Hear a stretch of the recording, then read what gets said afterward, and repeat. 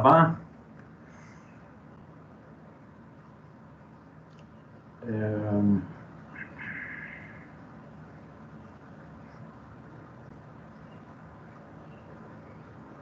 Bom dia, pessoal. Nós estamos aqui falando das nossa, digamos assim, política de distribuição de pontos no ensino remoto. Estou explicando aqui a razão pela qual vocês tiraram 30 em 30, todos vocês, mesmo muito antes da última avaliação, que, na verdade, nós podemos pensar ainda em fazer e como fazer, sendo que vocês já receberam os pontos dela, né? Qual que é a razão de se fazer uma avaliação, sendo que vocês já receberam os pontos? Avaliar, né? Avaliar de fato o que vocês estão aí absorvendo do nosso assunto, né? Não absorveu nada? Bom, você já tirou total, né? O que é que realmente te preocupa? Se é o ponto, você já tem. Se é o conteúdo, bom, aí nós vamos trabalhar isso aí, né? Trabalhar melhor essa nossa forma aqui de passar esse conteúdo e tal, né? E exercer também a escrita, que é uma coisa que me interessa, me preocupa, e eu acho que é o mais importante aqui, porque é assim que nós exercemos também a forma como o nosso pensamento vai se organizar, né? Nós não sabemos pensar, assim como nós não sabemos sentir. Não nascemos sabendo porra nenhuma, nós nos educamos para tudo, né? Inclusive para falar a palavra. Então, a nossa ideia aqui é educar a expressão, educar o pensamento. As nossas atividades têm essa finalidade. Se alguém aí tem interesse nisso, ótimo. Se o interesse é só tirar ponto, bom, nós estamos aqui num ensino remoto e convenhamos,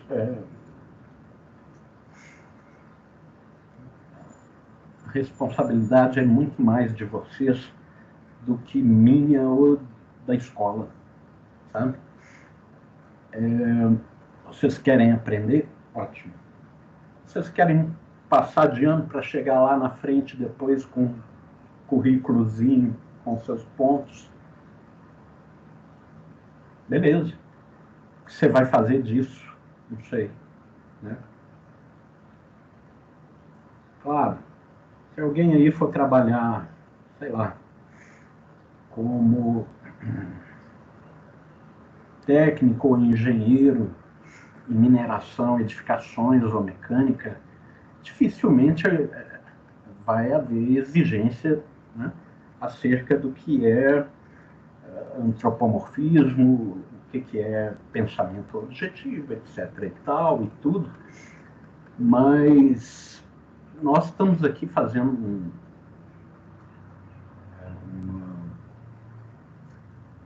uma coisa diferente dessa área técnica, né?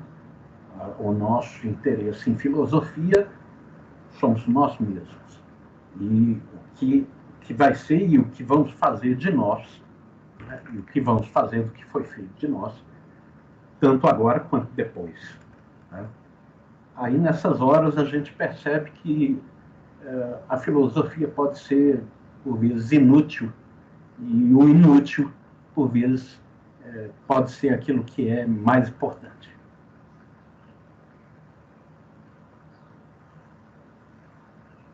Claro, né? Uma profissão é importante para sobreviver, né?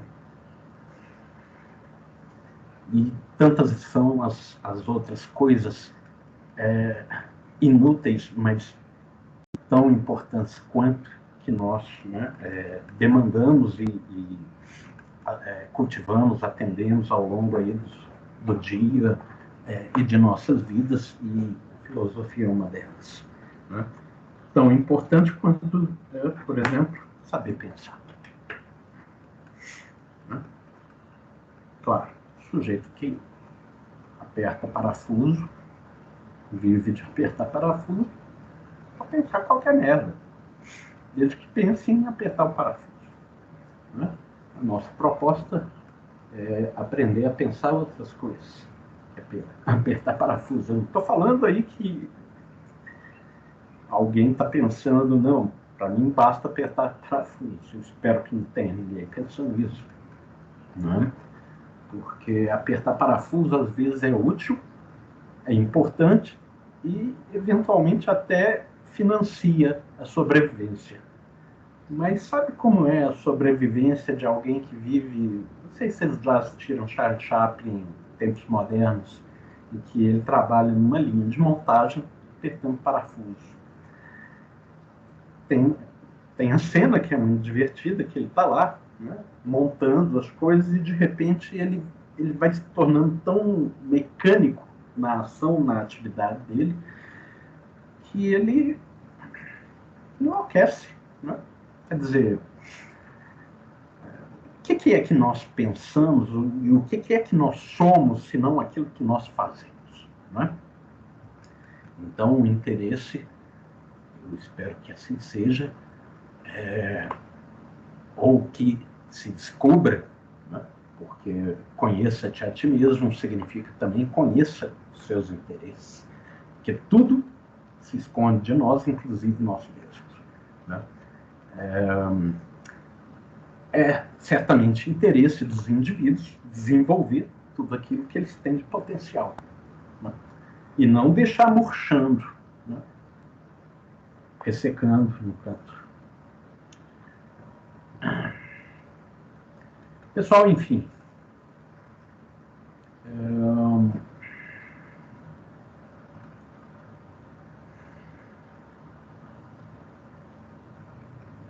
podemos depois discutir a ideia de uma autoavaliação. Acho que é mais interessante, de repente é bem mais interessante do que o que eu fiz, né? Eu fiz o que eu fiz tendo em vista, né, que não teríamos a avaliação global, que nós temos um conselho de classes aí batendo a nossa porta já. Nós não teríamos tempo também de terminar o texto para fazer a tal avaliação, e nós estamos aqui numa outra forma de ensino, né, que tem aí os seus pontos interessantes, vantajosos, talvez úteis, etc., mas alguns ainda um pouco duvidosos, digamos assim, né? Esse distanciamento nosso aqui, esse negócio virtual, né? A dificuldade de acesso por parte de alguns alunos, etc., me faz pensar que isso aqui poderia ser assim, considerado um tipo de curso, um tipo de oficina tal, mas não é como uma aula, né, tal e qual nós temos na escola. Ainda que a escola também tenha lá os seus problemas, tem, óbvio, né? E devemos falar deles, etc.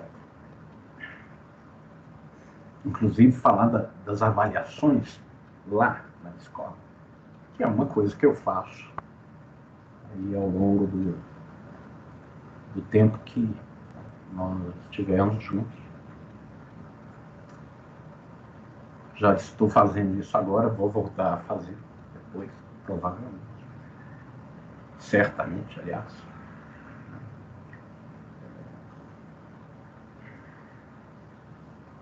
O Kênia, ela assiste, né, o vídeo depois. Vamos lá, pessoal. A gente viu aquilo que é mais fundamental, digamos assim, nessa forma de consciência subjetivista, que é a consciência mítica, subjetivista, porque o sujeito está no centro, né, das atenções. Ele quer transformar a natureza à sua imagem e semelhança. Ele tem medo da natureza, ele quer que a natureza, de algum modo, se torne familiar a ele. Ele pensa a natureza, ele pensa as coisas não como elas são, mas como ele quer que elas sejam. Não é? Então, esse tipo de pensamento que coloca os anseios, os desejos, os medos do sujeito, né, à frente das coisas mesmas, né, dos objetos, é um pensamento de caráter subjetivista. A arte, por exemplo, continua sendo, né, com toda a legitimidade, né, uma atividade que visa, né, o sujeito e não, né, as coisas. A arte transforma as coisas não pelas coisas mesmas. Agora,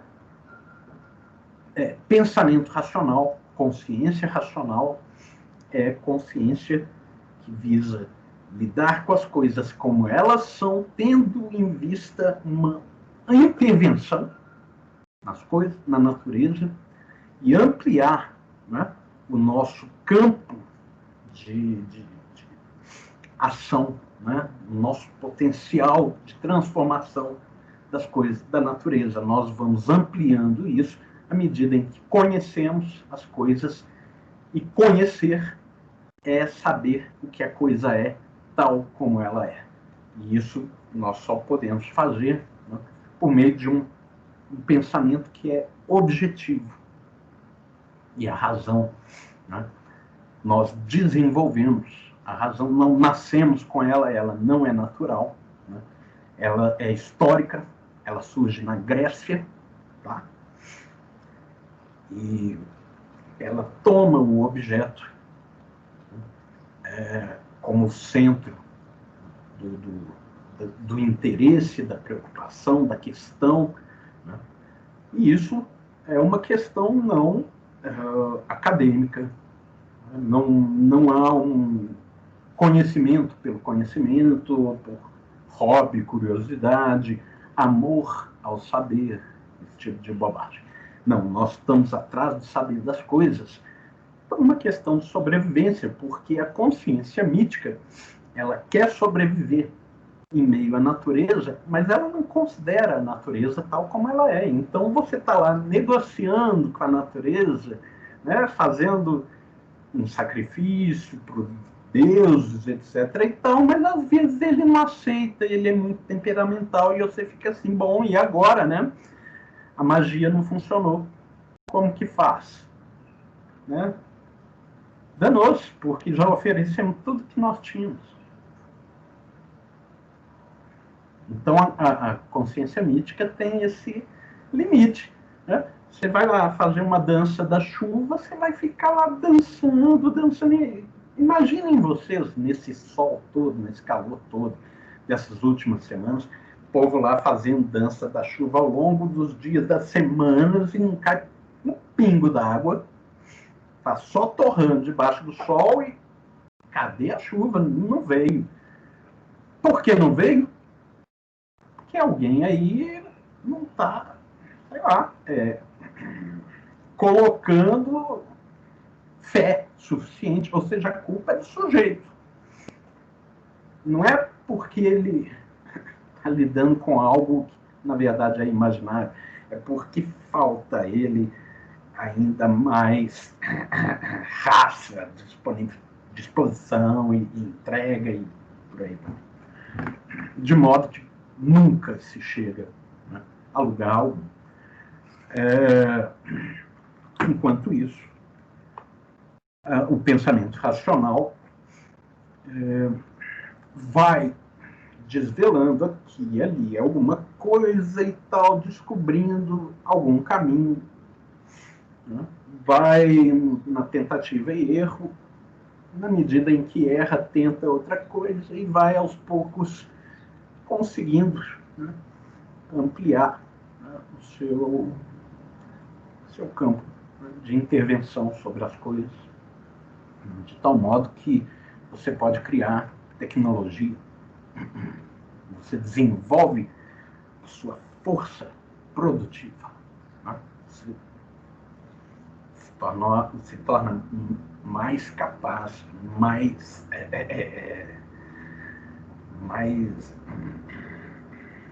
de fato poderoso para transformar as coisas naquilo que você precisa, né? Já que a natureza não te oferece nada pronto, ó, toma aí, ó, come o capim aí. Não, a gente não come capim, né?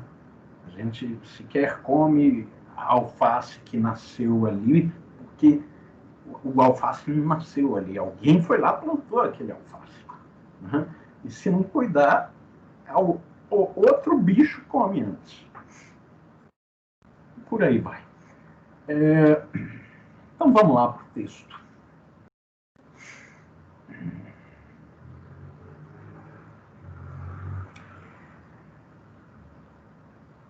Sara, abre aí o microfone.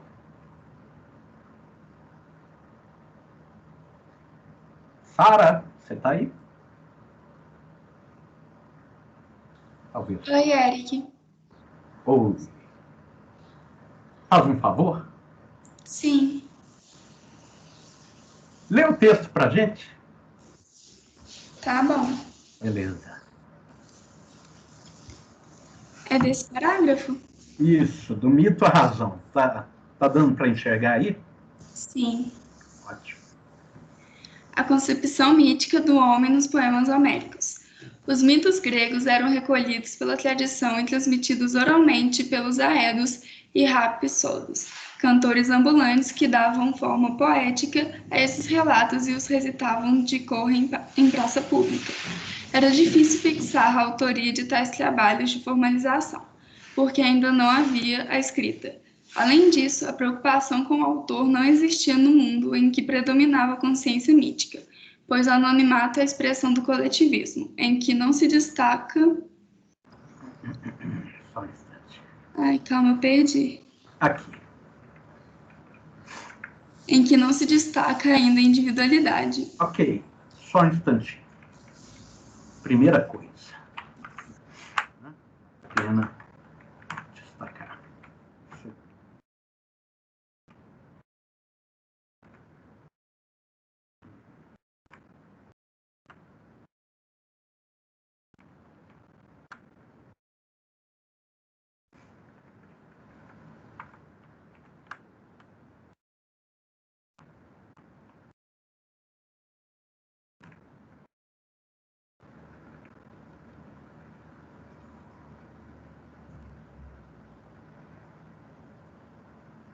Tudo bem, Maria Eduarda?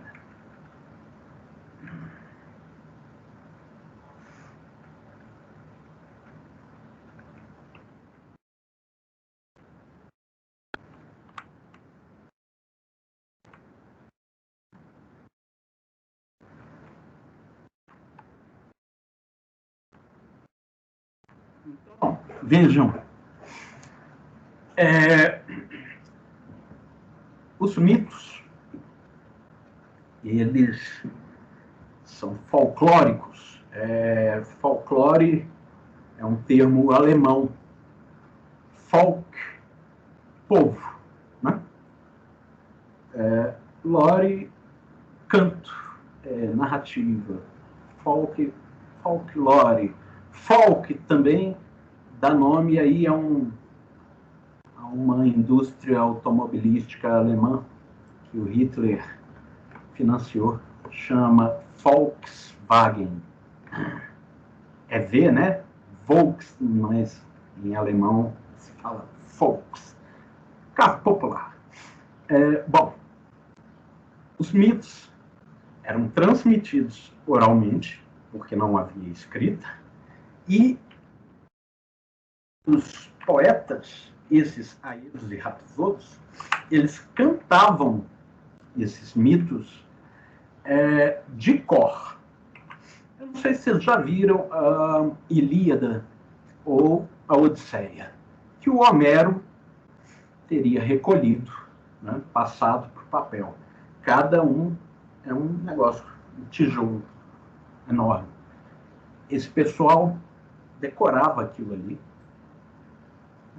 do começo ao fim, e como uma coisa, a Odisseia é uma continuação da Ilíada, então é como se fosse uma história só. Sem contar com outros tantos mitos que não estão ali no Homero e que o Hesíodo vai recolher. Graças a eles é que chegaram a nós. Mas até então, veja, século XII a.C., né, você não tem escrita. O fato de serem cantados é uma forma, digamos, é uma estratégia mnemônica, né? Ou seja, de decorar os versos, os milhares de versos que vão ser cantados ali. Aliás, dizem que o sotaque, né, de determinada região é sempre a forma como aquela região, o povo daquela região canta aquilo que diz. Se você for na Bahia, por exemplo, você vai achar que o baiano canta, ele não fala. Né? O baiano vai achar a mesma coisa sobre nós. Acontece que, nesse caso aqui, eles de fato cantavam mesmo. Né? Os gregos, eles não falavam assim, digamos, monotonicamente como nós fazemos.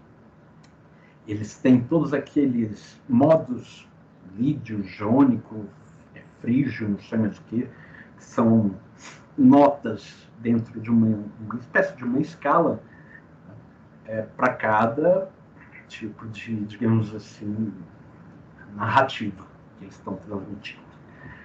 Então, de fato, eles se comunicavam por meio de cantos. Elas lembram que não havia autoria, afinal, folclore não tem autoria. Né? E esse negócio de autoria é muitíssimo recente. Né? Vocês vejam, por exemplo, Shakespeare. Não se sabe se Shakespeare realmente existiu ou era uma espécie de alter ego de um outro sujeito que, assim, permanece anônimo. Né?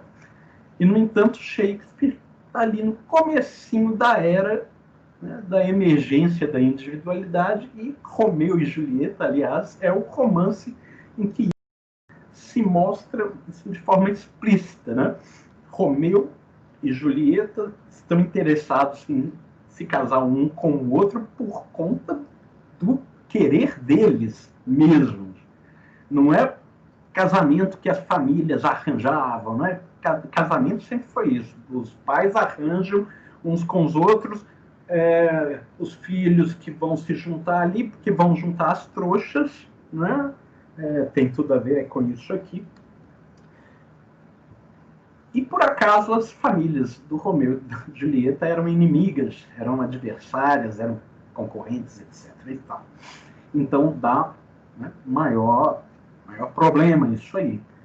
Tanto é que, no final, todo mundo já sabe, né, dessa história, o Romeu suicida, a Julieta vê ele morto lá e toma o veneno que ele tinha tomado.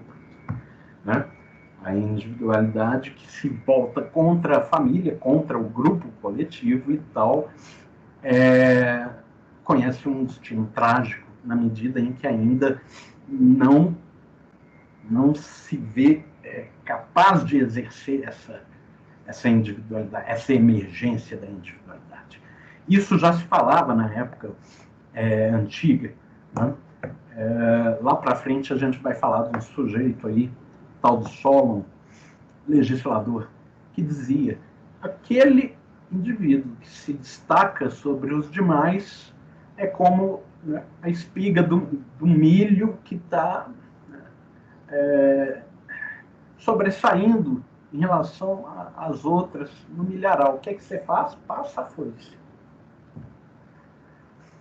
De algum modo é isso que fizeram com Sócrates, sobre o qual nós lá para frente vamos falar. Né?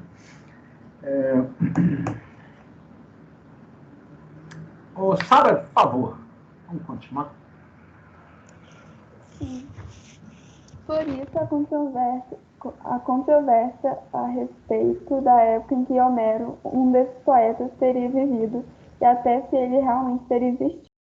Costuma-se atribuir ele a autoria de 2 poemas épicos, epopeias: Ilíada, que trata da guerra de Troia, e Odisseia, que relata o retorno de Ulisses a Ítaca, após a guerra de Troia. Por diversos motivos, inclusive pelo estilo diferente dos 2 poemas, alguns intérpretes até chegam a achar que são obras de diversos autores. Na verdade, são. Né? Homero não saiu criando essas epopeias. Né? Ele não é exatamente o autor delas. Muito mais provável que ele tenha recolhido essas histórias. Continua, por favor. De qualquer forma, as epopeias tiveram uma função didática importante na vida dos gregos. Eram aprendidas desde cedo pelas crianças, porque ensinavam a respeito dos deuses e expressavam uma concepção do homem que descrevia a civilização micênica. Essa civilização, que se desenvolveu na Idade do Bronze, imediatamente anterior aos tempos homéricos, e se estende de 2600 a 1200 a.C. Tinha como centro a cidade de Micenas, cujo rei Agamenon lutou contra Troia ao lado de Ulisses. Vejam que interessante. Esses mitos não são gregos, eles são micênicos.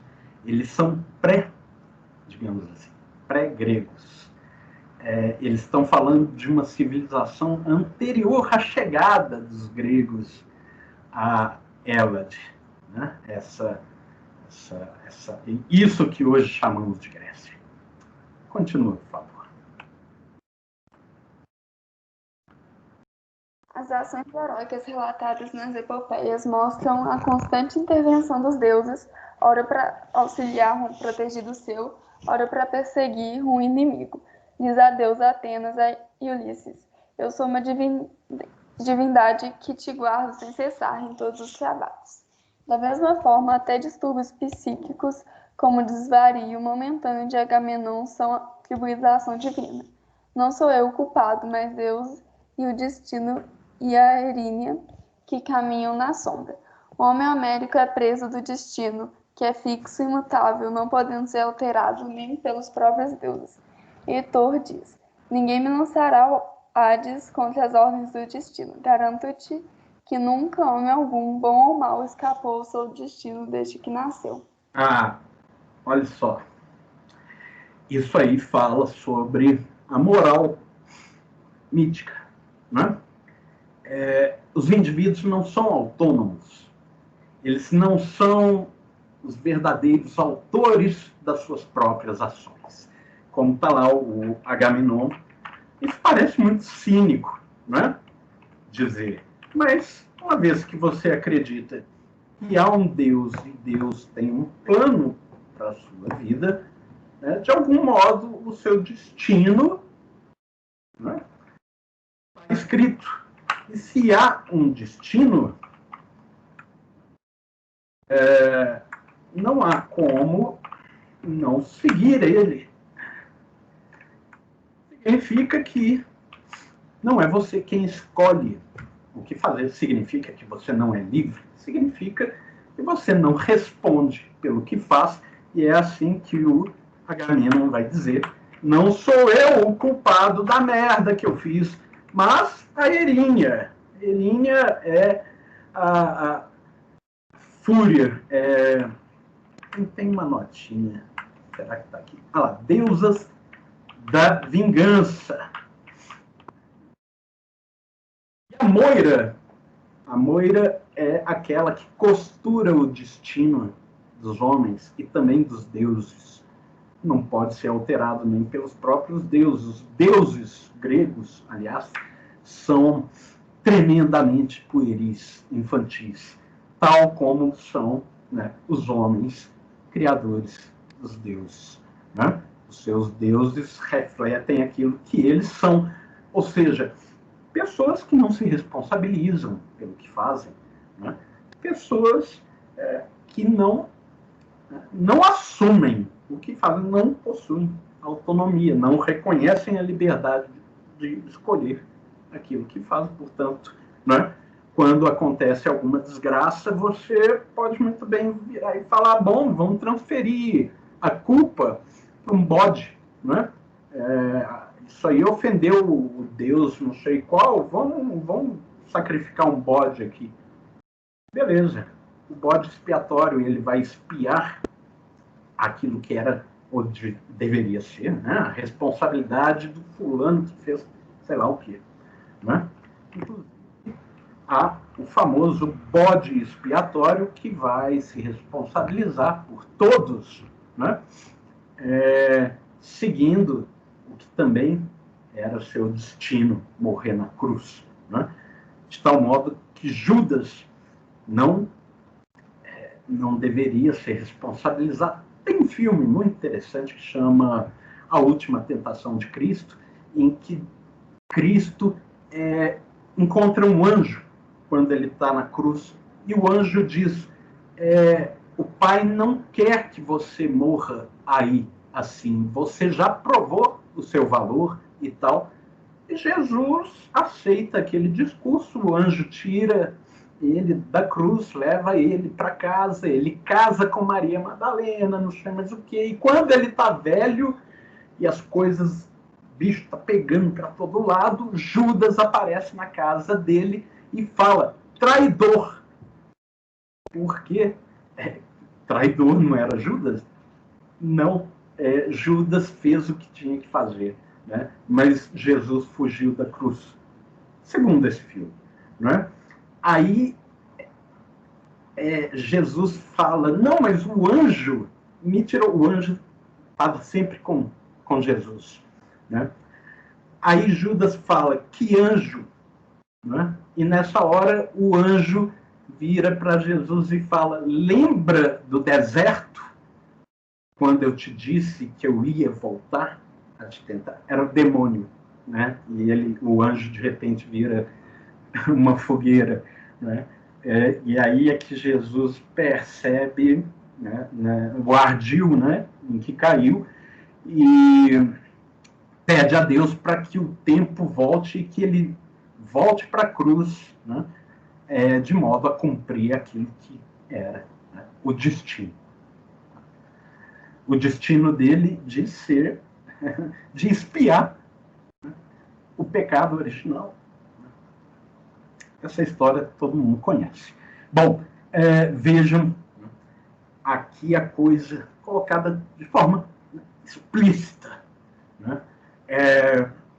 Ninguém me lançará ao Hades, ao inferno, contra as ordens do destino. Ninguém escapa ao destino, portanto, ninguém é livre, né?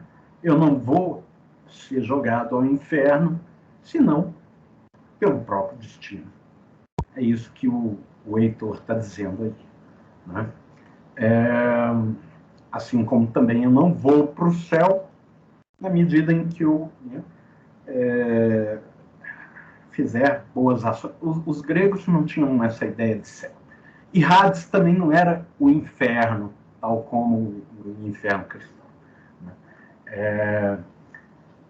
Todos eles iriam para o Hades sendo bons ou maus. Mas o Hades não é nem bom nem mau.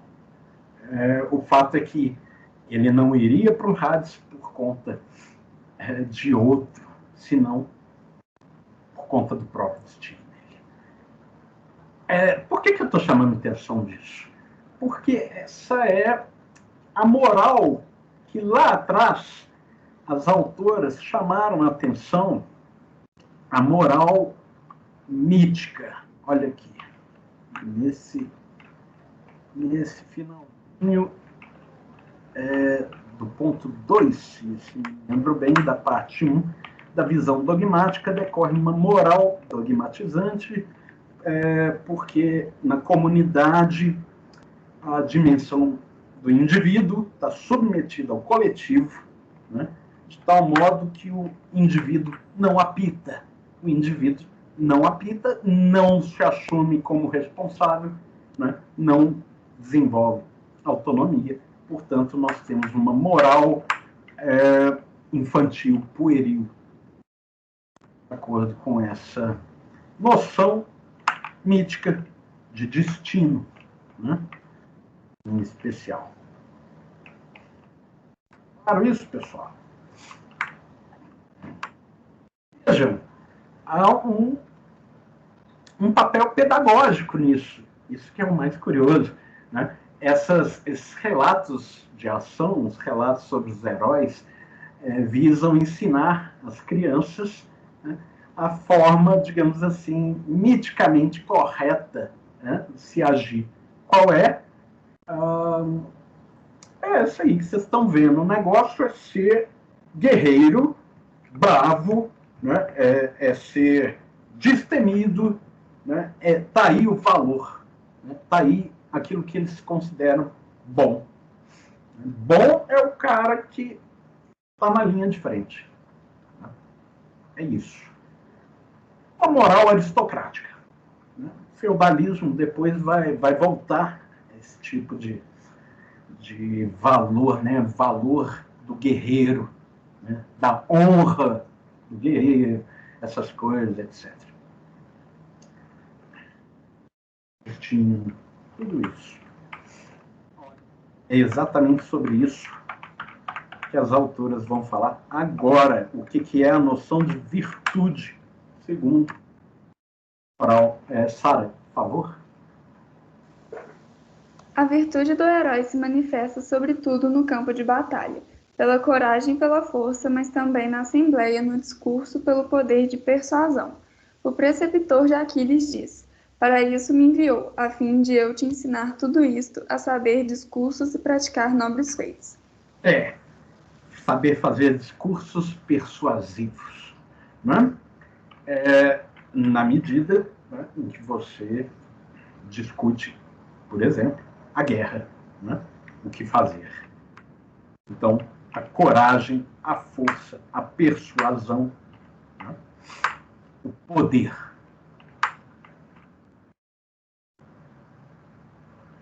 Continua. O herói vive, portanto, na dependência dos deuses e do destino, faltando a ele a noção de vontade, de livre-arbítrio, mas isso não diminui diante dos homens comuns. Ao contrário, ter sido escolhido pelos deuses é sinal do seu valor, e em nada tal ajuda desmerece a sua virtude. Coisa absurda, né? Onde que está o valor do sujeito? No outro. Né? No fato do Deus ter escolhido ele. Qual é o mérito disso? Nenhum. Continua, fala. Nessa perspectiva, a noção de virtude não deve ser confundida com o conceito moral de virtude, como conhecemos posteriormente, mas como excelência, superioridade, alvo supremo do herói. Trata-se da virtude do bom e bom, do guerreiro belo e bom. Ou seja, é a virtude do mais forte. Né? Hesíodo, outro poeta que teria vivido por volta do século VIII e princípios do século VII a.C., por sua vez, produz uma obra com características que apontam para a época em que se vai iniciar a seguir. Já não é um aedo escondido por trás da poesia impessoal e coletiva que é a epopeia, mas alguém que se sente um indivíduo destacado dos demais. Mesmo assim, sua obra reflete ainda preocupação com a crença nos mitos. A teogonia conta as origens do mundo e dos deuses, e as forças naturais que surgem são as próprias divindades. Gaia é a terra, Urano é o céu, Cronos é o tempo, surgindo ora por segregação, ora pela intervenção de Eros, princípio que aproxima os opostos. A teogonia é bastante interessante porque conta o surgimento dos deuses e todas aquelas coisas malucas. Mas ele tem um outro texto, um outro trabalho que tem tudo a ver com isso que as autoras falaram ali, da época dele, do fato dele se ver como um indivíduo, como um autor, né? Infelizmente, parece que elas não falam, desse outro trabalho do Hesíodo, que se chama O Trabalho e os Dias. O Hesíodo era um camponês, ele trabalhava, ele não era um aristocrata, ele não era um guerreiro, né? Ele era já aquele, digamos assim, indivíduo de uma certa classe trabalhadora que reivindica a posse da terra, né? Nós vamos ver aí para frente que essa época é uma época de transformação daquela Grécia rural aristocrática numa Grécia urbana, né? E há muita luta, né, em torno de posse de terra, de reforma agrária, se quiser assim, né? E justamente na medida em que esse pessoal vai ganhando essa luta e derrubando aquela antiga aristocracia guerreira, que vai surgindo uma nova forma de pensamento, né? E vai surgindo uma nova forma de sociabilidade também. Vai emergindo essa classe, que é uma classe que trabalha e também negocia com outras civilizações, né? Isso tudo nós vamos ver como, na prática, né, dessa classe emergente, dessa classe social, é que vai surgindo uma forma diferente de pensar as coisas. E essa forma vai se tornando uma forma dominante, né? E é uma coisa curiosa, porque não acontece apenas na Grécia, mas as consequências praticamente só na Grécia se observou, né? Na Índia houve também alguns passos em direção a esse rumo aí que os gregos tomaram. Só que a Índia teve um problema, né, para esse desenvolvimento, porque na Índia não há classe, né? A Índia sempre foi, digamos assim, um acúmulo de gente vindo de tudo que é lado, e houve lá alguma, digamos assim, inteligência social de se perceber que era melhor conviver com pessoas distintas do que sair matando essas pessoas, porque essas pessoas aí que não vão se confundir com nós, daí as castas não se movimentarem, né? Ninguém sai de uma casta para outra, como acontece no caso das classes. Essas castas vão se ocupar de diversos ramos do trabalho. É mais ou menos como acontece, né, na guerra, né? Nessa época, na antiguidade em geral, a guerra é uma, digamos assim, uma atividade econômica, né? Você não está ali guerreando com uma outra população, uma outra cidade, etc. Você não está fazendo isso ali simplesmente para saquear, para matar as pessoas, nem nada, não. Isso aí é passado, isso aí é ultrapassado. O negócio é você tomar o território, pegar aquele pessoal, não mata, põe esse pessoal para trabalhar para você. Ou seja, escravidão, né? A escravidão, nesse sentido, foi um desenvolvimento, né? Foi um progresso, e tanto, em relação ao que até então você tinha, que era sair matando todo mundo.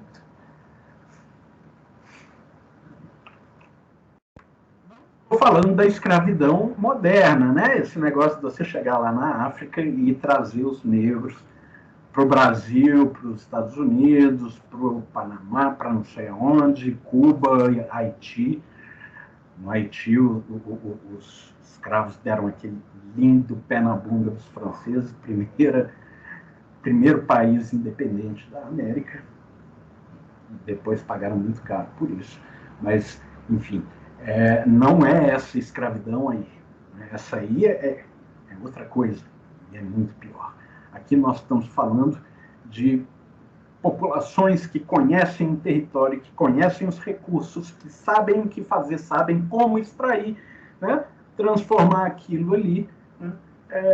E alguém que vai usufruir do trabalho desse pessoal na medida em que venceu uma guerra contra esse pessoal. Então, esses escravos antigos, você vai ter de tudo. Vai ter aquele quebra-pedra. E você vai ter aquele que lê livros, escreve, né? Trabalha como, digamos assim, um servidor do Estado, etc. Coisa chique. Enfim, o Hesíodo, o que explica isso que está sendo dito aí, né? Essa individualidade do Hesíodo que assina, né, as suas obras, ele escreve. Isso aqui já não é simplesmente cantado por aí, né? Se bem que o Homero também escreveu, né? Mas as pessoas não saíam lendo o Homero. O Homero era uma literatura para aristocratas, para sacerdotes, né? para ídolos e etc. Aqui nós temos, né, já uma espécie de desenvolvimento de arte literária, né, com conteúdo popular, ou seja, mitologia. Ainda assim, você tem também certas noções, digamos assim, racionais, como isso que está sendo dito cá no finalzinho, né?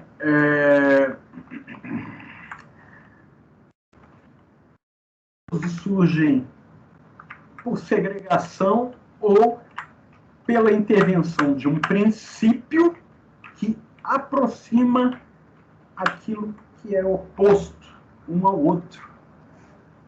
Só de você ter uma noção, primeiro, de que há um princípio, né, subjacente às coisas e que responde por esse surgimento, essa relação entre as coisas, e que são coisas opostas uma às outras, você já tem aí, né, algo que, digamos assim, não se pensa naturalmente, né? Pensamento mítico não conhece essa ideia de oposição, não conhece sequer a ideia de posição, muito menos, né, daquilo que se põe contra, né? Não há, né, a noção de contrariedade, nem de afirmação, identidade, etc. e tal. De tal modo que, bom, você tem ali um bosque, isso aqui é uma árvore e tal, essa ali é outra árvore e tal, apesar de as duas serem laranjeiras, mas essa aqui é um totem, essa ali não. Percebe? Então, a noção de identidade, ela também não existe na consciência crítica. E na medida em que aqui já se coloca, né, os deuses como, né, identidades, né, que se relacionam, etc., então já há alguma coisa entrando aí, digamos, estruturando esse conteúdo mítico, e essa coisa surge na sociedade, na atividade desse homem que, como está dito aí, pertence ao período arcaico. Vamos só dar uma olhadinha nesses parágrafos, por favor. Você ainda está aí? Oi, Eric. Pode ler? O homem do período arcaico, a emergência da consciência racional, séculos 8 a 6 a.C. A época arcaica introduz novidades que transformam a visão que o homem tem de si. A escrita, a moeda, a lei, a polis, que culminarão no século VI a.C., com o aparecimento do filósofo. Alguns autores costumam chamar de milagre grego essa passagem do pensamento mítico para o pensamento racional e filosófico, mas queremos retificar a ênfase dada a essa mutação. Alguns estudiosos mais recentes pretendem superar esta visão, que é simplista, e a histórica, pois despreza o fato de que o surgimento da racionalidade foi resultado de um processo muito lento, preparado pelo passado mítico e cujas características não desaparecem na nova abordagem do mundo. O surgimento da filosofia na Grécia não é, na verdade, um salto realizado por um povo privilegiado, mas a culminação de um processo que se fez através dos milênios. É muito curioso esse negócio que ela está falando aí. Eu acho que foi interessante ela dizer porque, de fato, há uma historiografia tradicional que fala a razão do pensamento filosófico e científico foi um milagre. E não é curioso que usem uma noção mítica, como a de milagre, para falar do surgimento da razão por sobre o mito, né? Que eles dizem, né, ser uma superação, um salto, né? Algo que brota como um cogumelo, ou seja, algo que eles não compreendem, né? Porque só mesmo a incompreensão do processo para fazer com que o indivíduo apele para uma noção dessa. Fala, Maria Eduarda. Qual que é o milagre grego? O que significa isso? Então, o milagre grego teria sido o surgimento da razão por sobre a consciência mítica. Eles imaginam que a razão simplesmente brotou, puf, apareceu, do nada. Eles não compreendem como que a coisa surge e falam, foi um milagre. Né? É engraçado como essa historiografia está lidando justamente com o surgimento da razão após o predomínio milenar de uma forma mítica de pensamento, estão lidando com esse material histórico de forma mítica. Eles pensam a coisa de forma mítica. Os historiadores que lidam com isso. Não digo todos, né? Como as autoras estão falando aqui, são alguns que você encontra aí nas bibliotecas facilmente. São referências, sabe? São autores clássicos, né, da historiografia antiga. Chamam isso aqui, né, o surgimento da razão, de um milagre. Quer dizer, é a primeira coisa, né, que chama atenção. Vocês estão falando do surgimento da razão e estão utilizando uma noção que não tem nada de racional. Né?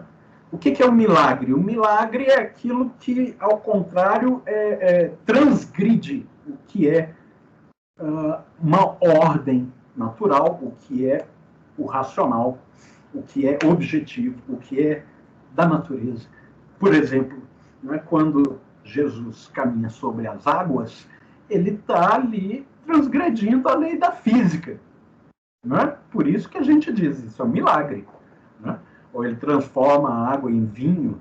Que transubstanciação é essa? Porque da água não surge uva, sabor de uva, álcool. Não surge. Não tem elementos químicos ali para que ele possa fazer isso. Então, o que ele está fazendo? Um milagre. Beleza. Aí os caras estão dizendo aqui que o surgimento, né, do pensamento racional na Grécia foi um milagre. Não, minha gente. Isso é um absurdo. Isso é uma loucura. E isso é curioso, porque de fato aconteceu. Os caras realmente pensaram que foi assim. Né? E o que nós vamos ver é que não foi um milagre. A razão não pipocou. Né? Ela não brotou que nem cogumelo. Ela foi resultado de um processo, né, um processo social, que é o que faltou dizer aqui, então, já que as autoras não disseram, vamos dizer, né, um processo social que se deu aí ao longo de um bocado de história, né? Um processo social e histórico, né? E também poderíamos dizer que foi um processo de caráter econômico. Mas quando a gente diz social, a gente já diz isso também, né? Esse negócio de separar a economia da atividade social é coisa de sociólogo e de economista. Dois tipos que não entendem porra nenhuma, nem de sociedade, nem de economia. Não estou falando mal do professor aí, não, tá, gente? Estou falando do que tem na academia, do que tem nas estantes, do que tem por aí. Do que tem na televisão, etc. Enfim, como que...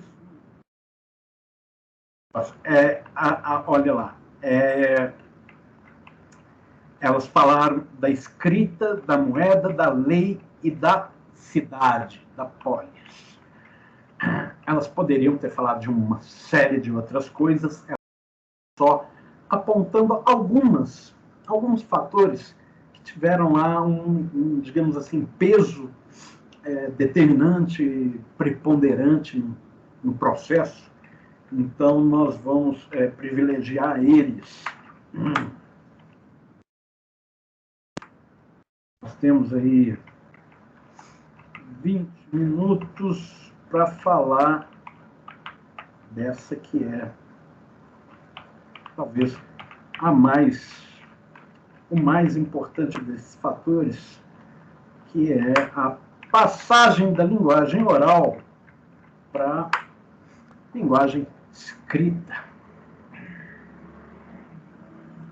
Vamos só fazer um sobrevoozinho, depois, se for o caso, a gente, na próxima aula, volta a esse assunto aqui. Primeira coisa, elas chamam a atenção para o fato de que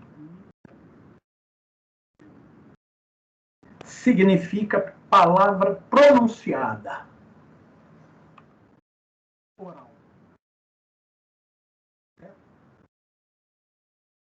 Significa o que é dito. Palavra de cunho mágico que o sacerdote, o poeta, que no caso dos gregos, que tinha lá um aura sacerdotal, né, pronunciava. Não é qualquer palavra, né? É uma palavra de cunho, digamos assim, intervencionista na natureza, né?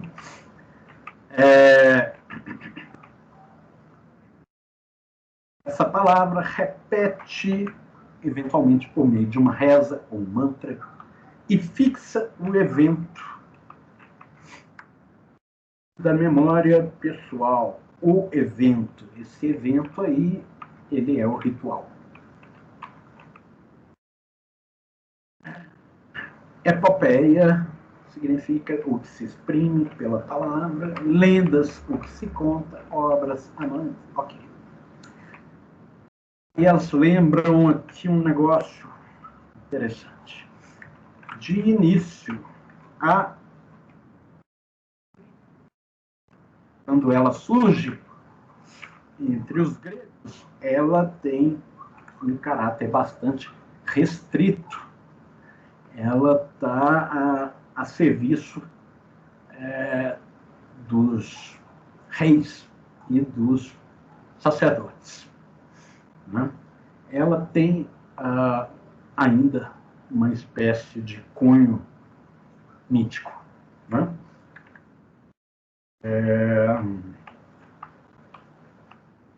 Elas vão lembrar aqui que os hieróglifos egípcios significam sinais divinos. Hieróglifos. Ou seja, a escrita dos egípcios, que é uma escrita icônica, né? Tal como é também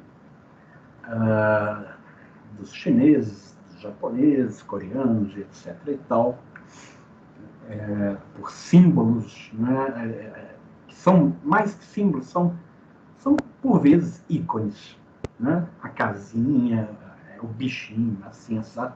Né? Transmitidos pelos deuses.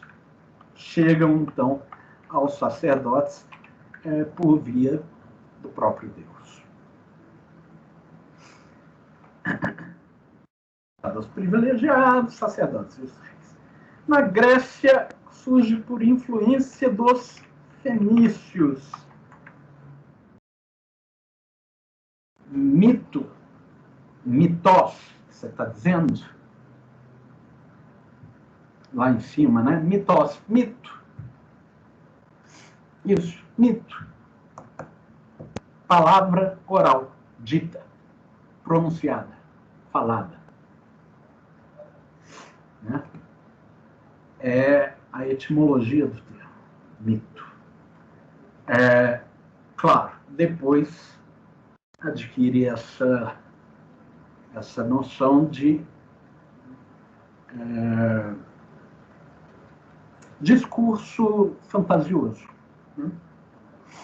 Afetivo. Vejam, na Grécia, a escrita surge por influência dos fenícios. Os fenícios, ou foram sumérios, também inventaram a cerveja. E é nessa brincadeira aí que vocês vão descobrir depois por que os egípcios faziam pirâmides. As pirâmides eram geladeiras, num ambiente, né, bastante quente. E era ali que se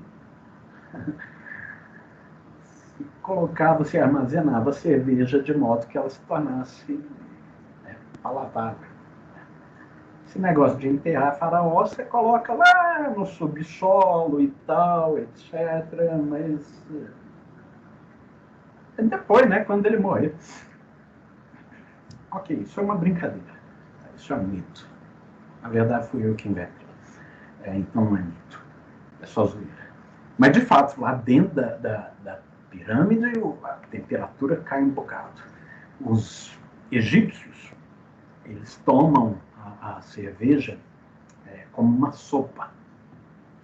Então, esse negócio da cerveja que sumérios, fenícios levam ao Egito, etc., não é exatamente uma Heineken, sabe? Ou, sei lá, uma Budweiser. Tá? Enfim. E no século VIII, na Grécia, a escrita já não está ligada ao esoterismo e religião. Ao contrário disso, deixam de ser privilégio dos que têm poder e passam a ser públicos. O que isso? Primeiro, o que explica que a escrita suja entre os gregos por meio dos fenícios? Se não uma nova classe, né, de trabalhadores que eles estão ali trabalhando não só a terra, mas também já ocupam entrepostos comerciais nos quais eles armazenam o produto do artesanato que vão trocar com outros povos. Né? Então, nós estamos falando aqui de uma classe que não é só uma classe trabalhadora, ela também é uma classe mercantil. Né? Não estamos falando do mercado moderno, né? Mas são mercadores que vão se lançar ao mar para trocar produtos na Ásia Menor, ou com os babilônios, com os egípcios. com os macedônios, com os indianos, enfim, com uma galera, um monte de gente. Nessa brincadeira aí é que os fenícios aparecem. E eles aprendem a escrita com os fenícios. Né? E na medida em que você tem esses entrepostos comerciais ali, né, onde se armazenam os produtos que são trocados ou que vão ser trocados, etc., produtos que são produzidos na terra, né? Inclusive era preciso que fosse assim, porque o solo, né, na Grécia sempre foi um solo meio pedregoso demais, de modo que o que dava, né, por lá era azeitona e uva, né? Você fazer azeite e vinho, beleza. Agora, nem só de azeite vive o homem, então é preciso trocar, comerciar aí com essas outras civilizações. Né? E esses entrepostos vão se tornando as urbes. As urbes são aqueles territórios onde você constrói, né, uma nova forma de relação social, onde os indivíduos agora vivem próximos uns dos outros, né, trafegam uns em meio aos outros, se traçam ruas por meio das casas, e esse negócio depois vai exigir uma organização que nós vamos chamar de polis, ou seja, Estado. Né? Então, vejam, é o desenvolvimento de tudo isso que faz com que essa escrita, né, não esteja, né, ali simplesmente a serviço de magia. Né? Ela tem uma função pública, ela tem uma função social. Ela, inclusive, é trazida por essa classe, né, que não é a classe aristocrata, guerreira de antes. Né? A aristocrata não faz comércio, a aristocrata faz guerra. A guerra é o meio econômico da aristocracia. Aqui já não se trata de fazer guerra. Aqui o negócio é fazer trocas. Né? Claro, continua a haver guerra. Né? A aristocracia não sumiu, né? Ela continua existindo.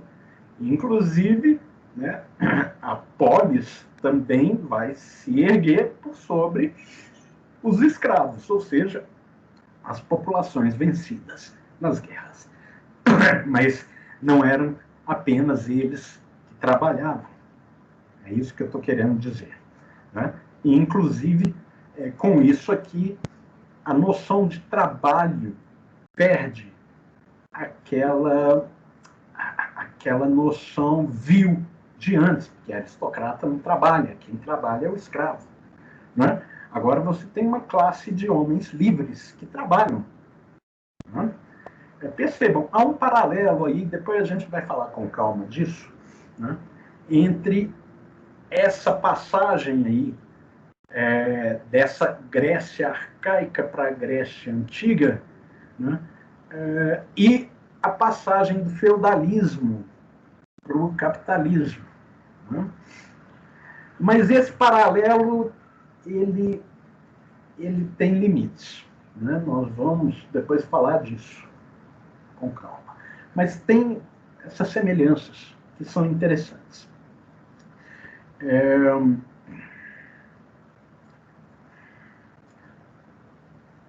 O que serve aqui como uma prova do que eu estou falando é justamente os trabalhos e os dias, que é a obra do Hesíodo, né? Que era um trabalhador. Né?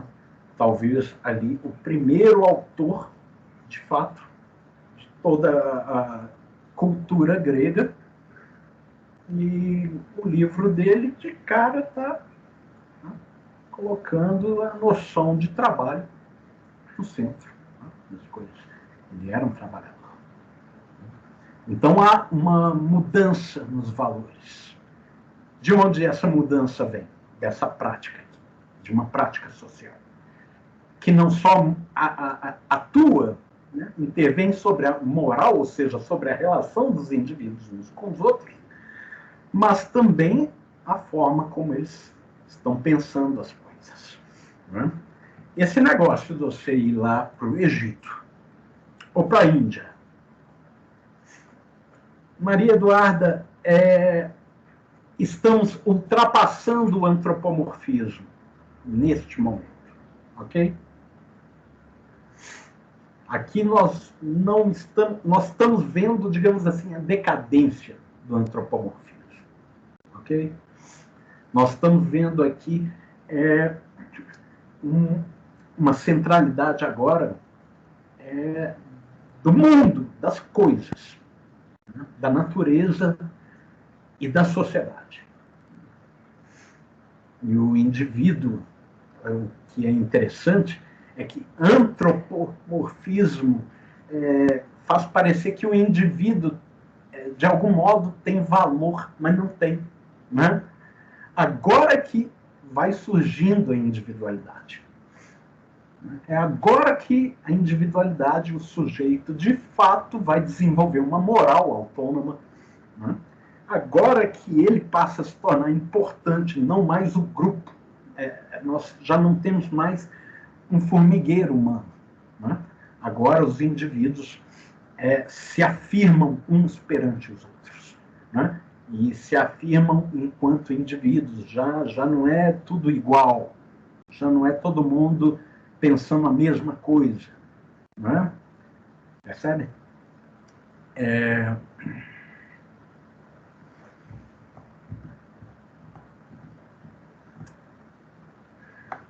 Eu estava falando desse comércio com os egípcios.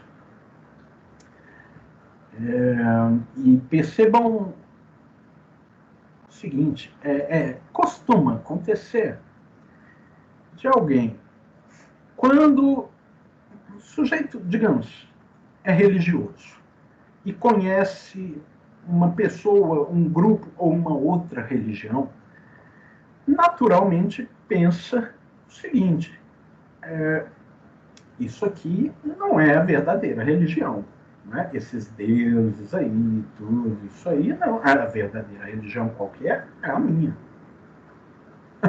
Óbvio, senão eu não seria um fiel dela, eu seria um fiel dessa.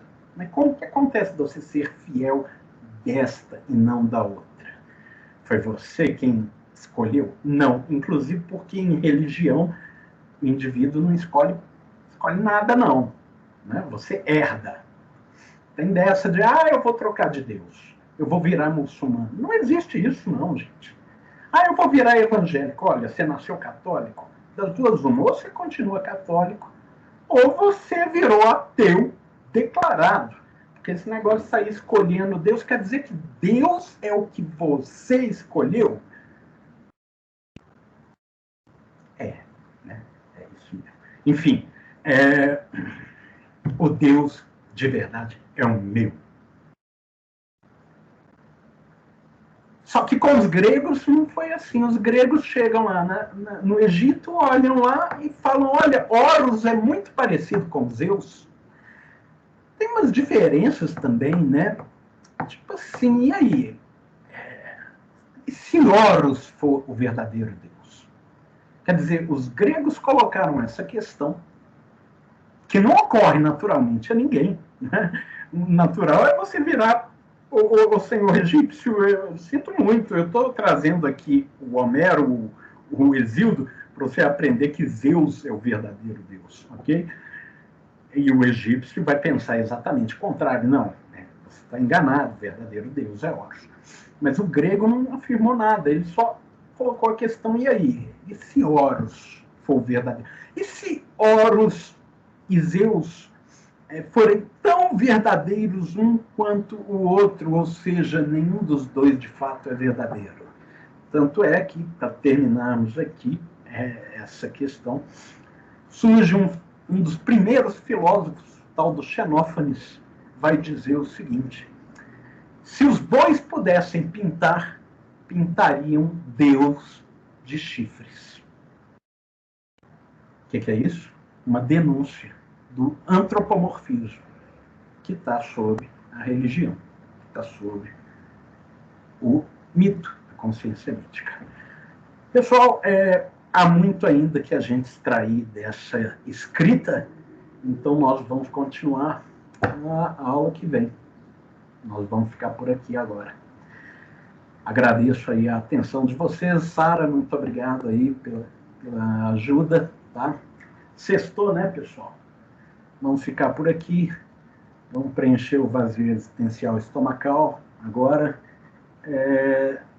Muito obrigado pela atenção, pelo carinho de vocês.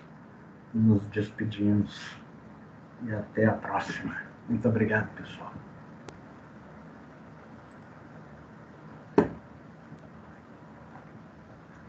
Até. Tchau, tchau. Obrigado, vocês também.